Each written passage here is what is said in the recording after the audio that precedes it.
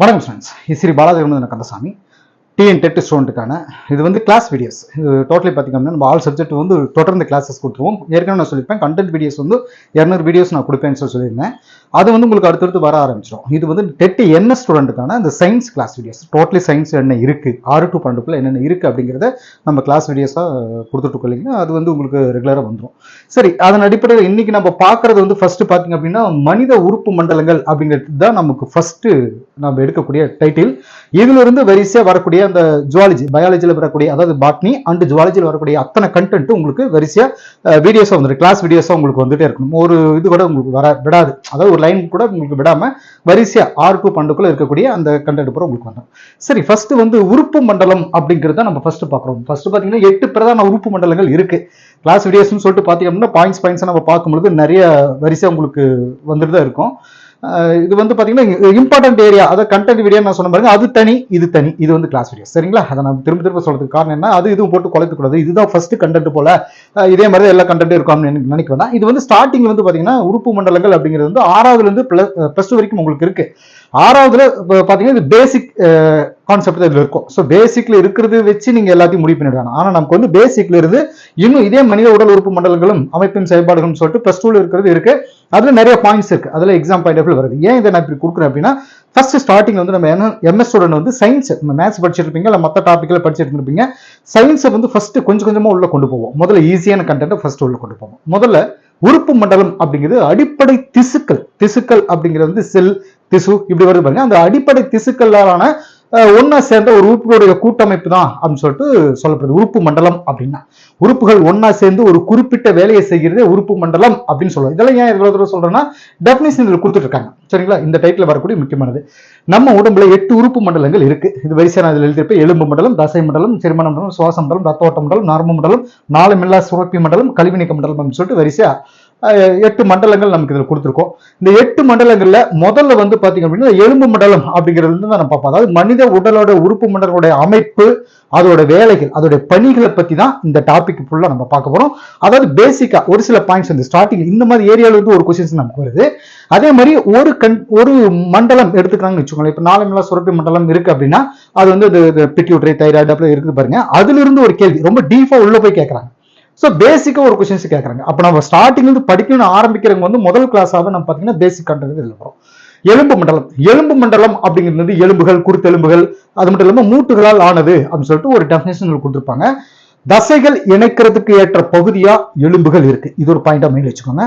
இது என்னுடைய பணி பாத்தீங்கன்னா நடக்கிறது, ஓடுறது, மெல்லுதல், இந்த மாதிரியான வேலைகளுக்கு எலும்பு மண்டலம் உதவுது அப்படின்னு நம்ம சொல்லுவோம்.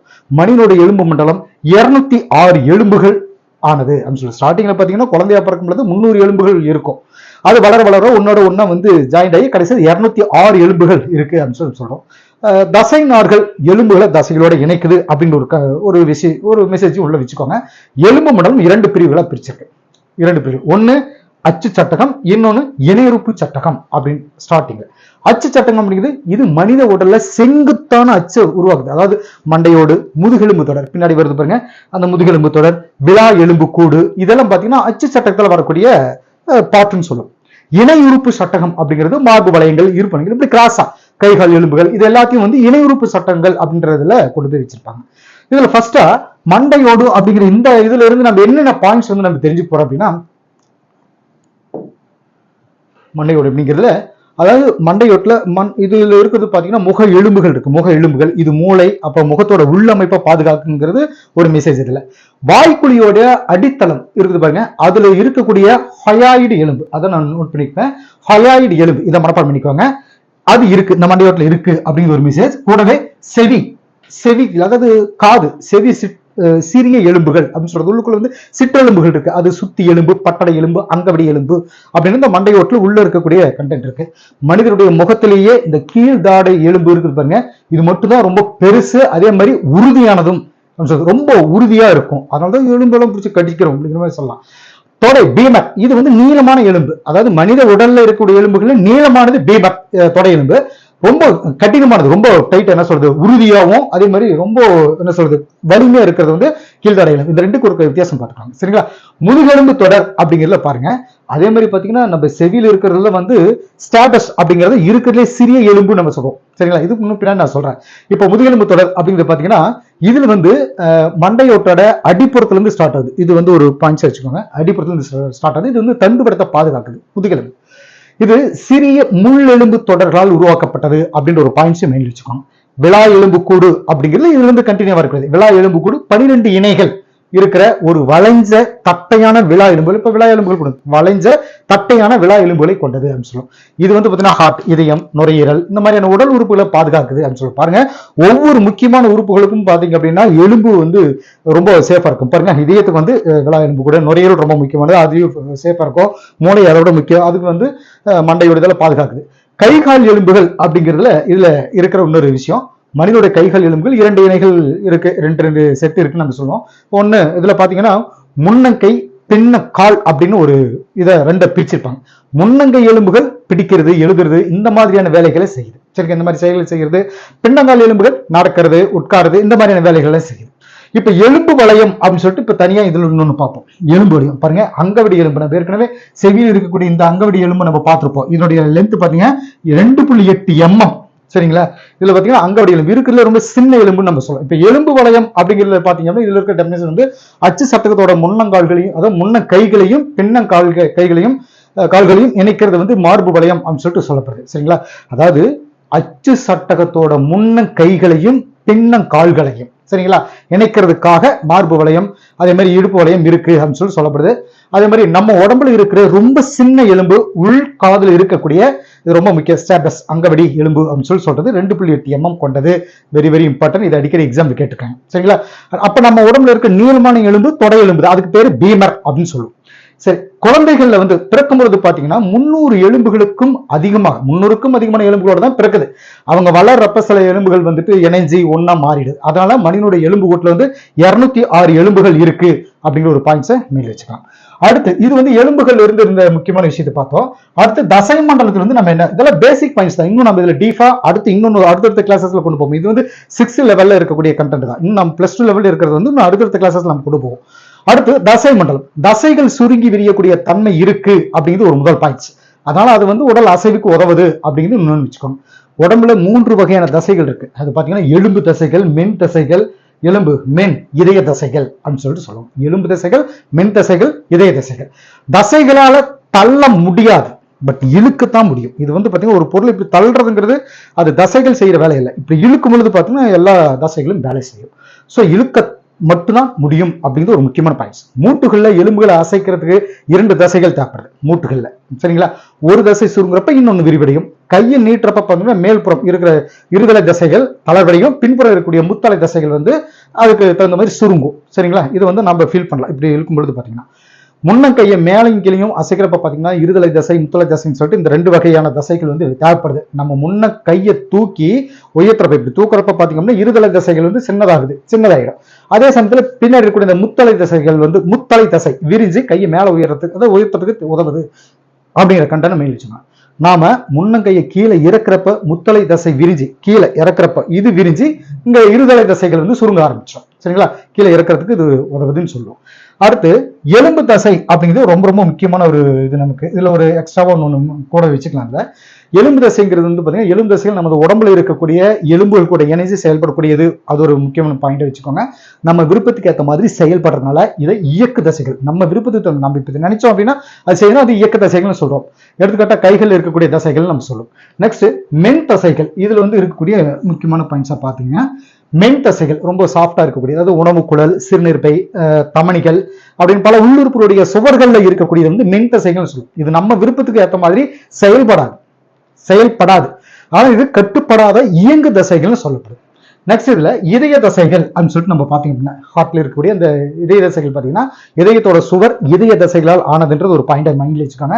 இது இதயத்தை சீராவும் அதே மாதிரி ஒரு கண்டினியூயா அது துடிக்க வைக்கிறதுக்கும் இது உதவும். அப்படி கண்டினியூயா துடிக்காம கொஞ்ச நேரம் ரெஸ்ட் எடுத்து ஒரு 1 hour கழிச்சு துடிக்கலாம்னு சொல்லி விட்டோம்னு வச்சுக்கோங்களேன், அப்புறம் போய் சேர வேண்டியது இல்லைங்களா? சோ அந்த இதயத்தை வந்து சீராகவும் தொடர்ச்சியாகவும் துடிக்க வைக்கிறது இதய தசைகள். இதுவும் நம்ம விருப்பத்துக்கு ஏற்ற மாதிரி கட்டுப்படாத இயங்கு தசைகள்னு பேரு.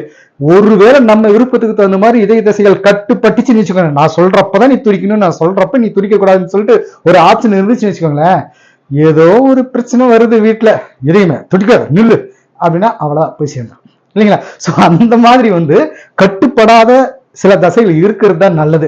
எவ்வளவு துன்பம் வந்தாலும் நம்ம தாங்கிக்கணும், அப்ப கட்டுப்பட்டு சொல்ல அந்த இதயம் துடிச்சுட்டே இருக்கணும் அப்படிங்கிற மாதிரி கட்டுப்படாத இயங்கு தசைகள் இதயத்துக்கு உண்டானது. அடுத்து செரிமான மண்டலம். சாப்பிடக்கூடிய சாப்பாடு எப்படி உணவு குழாய் வழியாக செரிமானம் ஆகுது அப்படிங்கிறது. இந்த மண்டலம் பார்த்தீங்கன்னா சிக்கலான உணவுப் பொருட்களை எளிய மூலக்கூறுகளாக மாத்துறது. அது மட்டும் இல்லாம அது செரிக்கப்பட்ட உணவு உட்கரிக்கிறது பார்த்தீங்கன்னா சிறுகுடலை உட்கரிக்கும்.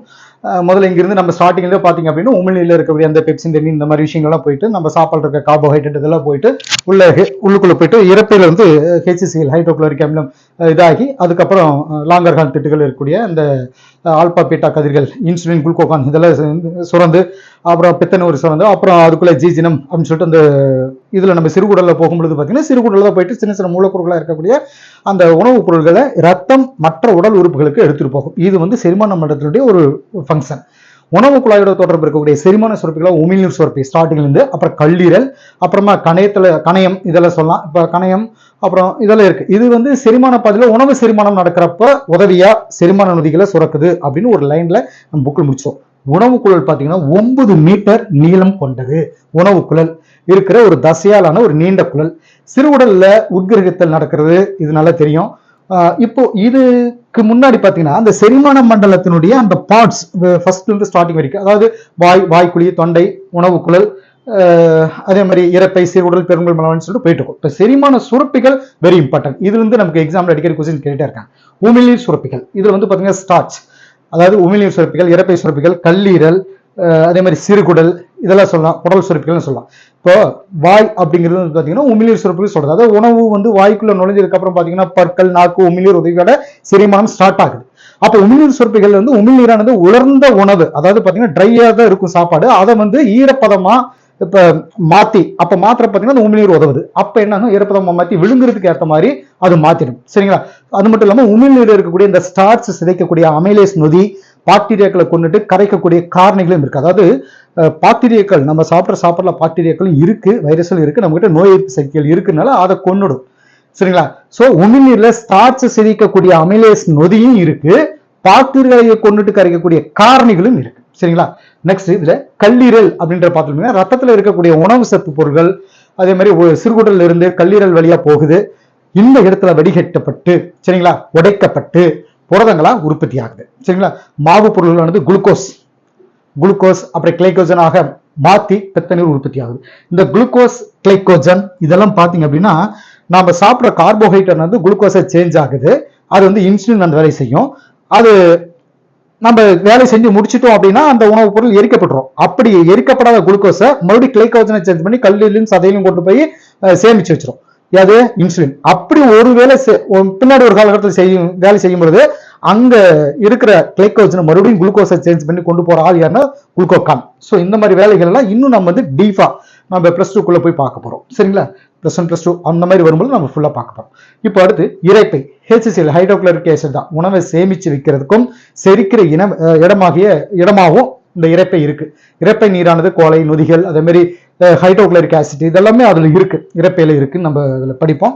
நெக்ஸ்ட் சிறுகுடல் பாத்தீங்கன்னா 6 மீட்டர் நீளம் கொண்டது ஒரு குழல் வடிவத்தில் இருக்கு அப்படின்றது அதுல அடுத்து ஒரு பாயிண்ட்ஸை பார்ப்போம். நெக்ஸ்ட் பாத்தீங்கன்னா சுவாச மண்டலம் அப்படிங்கிற ஏரியால பாத்தீங்கன்னா பெரும்பகுதி வேதிய கெமிக்கல் லெவல்ல இருக்கக்கூடிய இந்த செரிமானம் நடக்கிறது இங்கதான் நடக்குது. செரிச்ச பொருள்களை உறிஞ்சி ரத்த ஓட்டத்துல கலக்கக்கூடிய ஏரியா அப்படின்னு சொல்லிட்டு அந்த இதில் நம்ம சிறுகுடல்ல சொல்லுவோம். பெருங்குடல்ல பாத்தீங்க அப்படின்னா சிறுகுடலால் ஜீர்ணிக்கப்படாத உணவு கழிவுகள் நீர் உறிஞ்சப்படுது. மேலும் பெருங்குடல் அதிகமான அளவில் வாழக்கூடிய பாக்டீரியாக்கள் உருவாக்கப்படுது. சில முக்கியமான விட்டமின்களும் இங்கு உறிஞ்சப்படுது. சரிங்களா. நெக்ஸ்ட் சுவாச மண்டலம். இதுல என்ன இருக்கு, வெளியில இருக்கக்கூடிய ஆக்சிஜன் O2 நம்ம உறிஞ்சிரும், உள்ளுக்குள்ள இருக்கக்கூடிய கார்பன் டை ஆக்சைடு வெளியே அனுப்புறோம். இதுக்காக ஆக்சிஜன் பங்க் அப்படின்னு சொல்லக்கூடியது நுரையீரல்.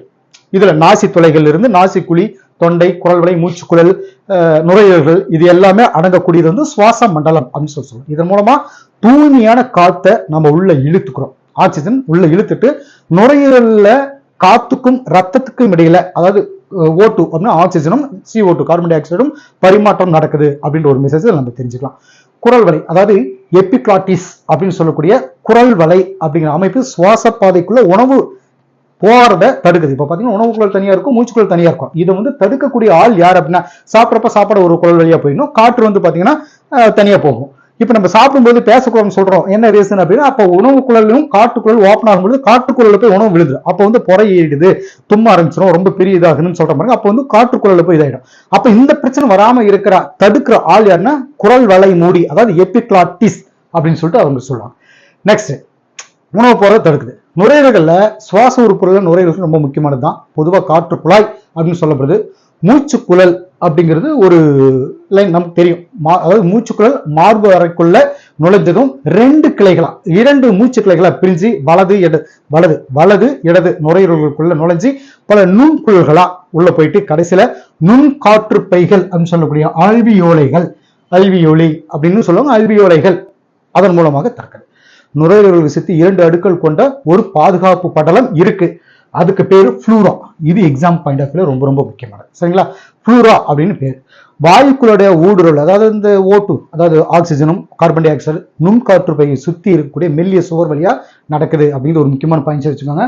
வாயுக்களுடைய பரிமாற்றம் வந்து 3 இது தெரியும், அதாவது சுவாச மண்டலத்தின் மூலமா நடக்கக்கூடிய வாயுக்களுடைய பரிமாற்றம் 3 செயல்நிலைகள்ல நடக்குது. ஒண்ணு வெளி சுவாசம், அதாவது நாசி துவாரங்கள் வழியாக காத்துல இருக்கக்கூடிய O2 ஆக்சிஜன் உள்ள இழுத்துட்டு நுரையீரலில் இருக்கக்கூடிய கார்பன் டை ஆக்சைடு வெளியே கொண்டு வர்றது, அது வந்து வெளி சுவாசம் அப்படின்னு சொல்லிட்டு சொல்லுவோம். உட்சுவாசம் அப்படிங்கிறது உள்ளுக்குள்ள, அதாவது ரத்த ஓட்ட மண்டலம் வழியாக ஆக்சிஜன் உடல் முழுவதும் கொடுத்துட்டு அங்க இருக்கக்கூடிய கார்பன் டை ஆக்சைடு எடுத்துட்டு போகுது. ரத்த சிவப்பணுக்கள் இருக்கக்கூடிய ஹீமோகுளோபினால O2, அதாவது oxygen and carbon dioxide கடத்தப்படுது, சரிங்களா? நெக்ஸ்ட், செல் சுவாசம் அப்படிங்கிற ஒரு கண்டென்ட். செல்கள் வழியாக ஆக்சிஜனை எடுத்துக்கிட்டு கார்பன் டை ஆக்சைடு வெளியே விடுது. மனிதனோட ஒவ்வொரு நுரையீரலும் யாருக்குரிய பாத்தீங்க அப்படின்னா 300 மில்லியன் நுண் காற்றுப்பைகள் இருக்கு. கொட்டாவி விடுறது மூலமாக நம்ம அதிக அளவு ஆக்சிஜன் உள் வாங்கிக்கிறோம், அதிக அளவு கார்பன் டை ஆக்சைடு வெளியே விடுறோம் அப்படின்ற ஒரு மெசேஜோட இந்த டாபிக்கை நம்ம கம்ப்ளீட் பண்றோம். இது முதல் கிளாஸ். அடுத்து இது பேசிக் கிளாஸ் தான் கொடுத்துருக்கு. அடுத்தடுத்த கிளாஸஸ் வந்து உங்களுக்கு கண்டினியூ வந்துட்டு இருக்கும். சயின்ஸ்ல இருக்கக்கூடிய பயாலஜி இருக்கிற ஆல் கிளாஸஸ் உங்களுக்கு வந்துடும், அதுல இம்பார்ட்டன்ட் டாபிக் உங்களுக்கு வந்துடும். ஓகே ஸ்டூடெண்ட்ஸ், அடுத்த கிளாஸ் உங்களுக்கு சந்திக்கிறேன். தேங்க்யூ.